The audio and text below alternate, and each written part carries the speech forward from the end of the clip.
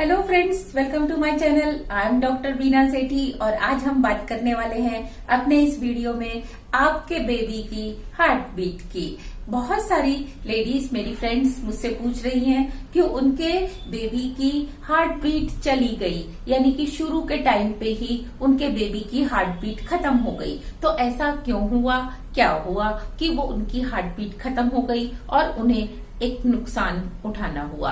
तो देखिए, सबसे पहले आप ये समझिए कि बेबी की हार्ट बीट कितने दिन में स्टार्ट हो जाती है। जब आपकी प्रेगनेंसी का फर्स्ट वीक होता है उससे पहले ही, यानी कि जो आपको पीरियड्स आने की डेट होती है, जब आपके पीरियड्स मिस होते हैं उसी समय, उससे पहले ही बेबी की हार्ट बीट बन चुकी होती है, लेकिन उसकी हार्ट बीट काफी छोटी होती है, यानी कि उसका जो हार्ट है वो बहुत छोटा होता है। अभी ये जो एम्ब्रियो है, यानी कि जो जाइगोट से एम्ब्रियो में कन्वर्ट हो चुका है, इसमें थोड़ी सी ही सेल्स होती हैं, लेकिन उसमें कुछ सेल्स ऐसी होती हैं जो कि बीट करती हैं और वो ही आगे चल के हार्ट में डेवलप होती हैं। तो आप अगर अच्छे से डॉक्टर से अपना अल्ट्रासाउंड करा रहे हैं तो इस हार्ट बीट को नोटिस किया जा सकता है, जो कि प्रेगनेंसी अभी 1 वीक से भी कम की है।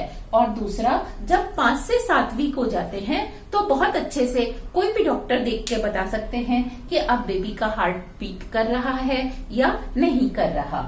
नेक्स्ट, अगर 7 वीक से ज्यादा है तो हार्ट प्रॉपरली बनने वाला हो जाता है, वो बन जाता है और उसकी हार्ट बीट को अच्छे से नोट किया जा सकता है। अब बहुत सारी लेडीज को एक ट्रेजेडी होती है कि उनके बेबी की हार्ट बीट चली जाती है। तो आज हम इसके ऊपर ही डिस्कशन करेंगे कि हार्ट बीट कैसे जाती है। या तो आप बहुत बड़ा कोई हैवी वेट उठा लेते हैं जो आपके कैपेसिटी से आगे है, तो उस केस में सारा वर्कलोड, देखो आपके हाथ पांव की ताकत कुछ अलग हो सकती है, लेकिन हो सकता है कि लेफ्ट हैंड और राइट हैंड की ताकत बराबर ना हो। सेम वे में अगर हम बाहर से हेल्दी दिख रहे हैं तो ऐसा जरूरी नहीं है कि हमारी बॉडी में जो यूट्रस है वो भी उतनी ही हेल्दी हो, क्योंकि जब बेबी कंसीव होता है तो ये फैलोपियन ट्यूब में, यहाँ पे ट्यूब्स में फ्यूजन होता है और ट्यूब्स के बाद वो बेबी यहाँ आके यूट्रस की वॉल के साथ चिपक जाता है और जिससे वो चिपकता है वो एक छोटा सा प्लेसेंटा होता है और ये बहुत ही वीक होता है। तो जब आपका वजन उठाने का जो सारा प्रेशर है आपके पेट के ऊपर पड़ता है तो कई बार ये प्लेसेंटा ब्रेक हो जाता है और ब्रेक होने के साथ ही बेबी की ग्रोथ भी रुक जाती है और हार्ट बीट भी। और कभी कभी ये सिर्फ थोड़ा सा डैमेज होता है, पूरी तरह से नहीं टूटता।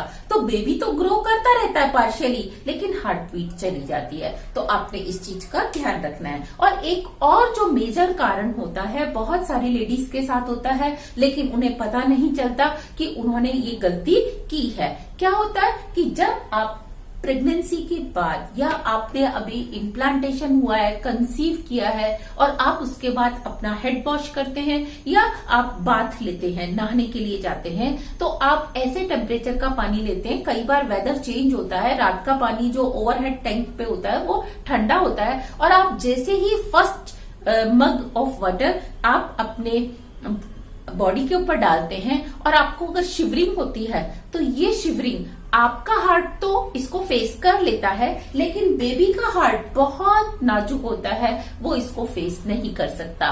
तो आपने ध्यान देना है, चाहे आपने कंसीव किया है, कंसीव आपको हुआ है या नहीं हुआ है, पर आपने प्लान तो किया है। तो आपने क्या करना है कि उस मंथ में जब तक आपके 3, 4, 5 मंथ नहीं हो जाते या पूरा की पूरा 9 मंथ तक, आपने इस बात का ध्यान रखना है कि आपका जो नहाने का वाटर है वो इस टेम्परेचर का हो कि आपको पहला डब्बा डालते ही, पहला मग जब आप अपने ऊपर डालें तो आपको शिवरिंग ना हो। अगर शिवरिंग होती है तो उसका सीधा इम्पैक्ट बेबी के हार्ट पे होता है और ना सिर्फ बेबी के हार्ट पे होता है। अगर हम लोग भी बात ले रहे हैं और बात लेते समय पहले मग से सीधा आपको शिवरिंग होती है तो ये कहीं ना कहीं आपके हार्ट में भी कुछ ना कुछ डैमेज जरूर करती है।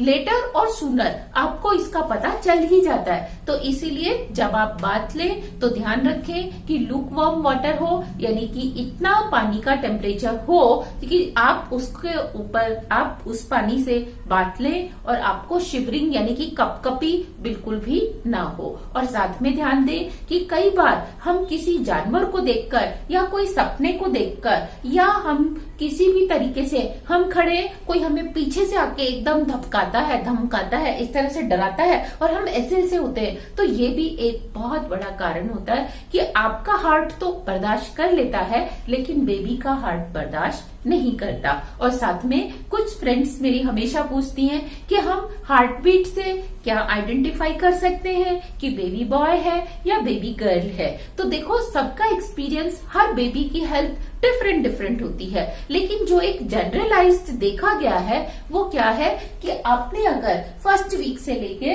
और थर्ड फोर्थ मंथ तक अगर आपने 3 या 4 बार अल्ट्रासाउंड कराया है, स्कैन कराया है, तो वो आपको अल्ट्रासाउंड की जो रिपोर्ट होती है उसमें ऊपर लिख के देते हैं हार्ट बीट क्या है बेबी की।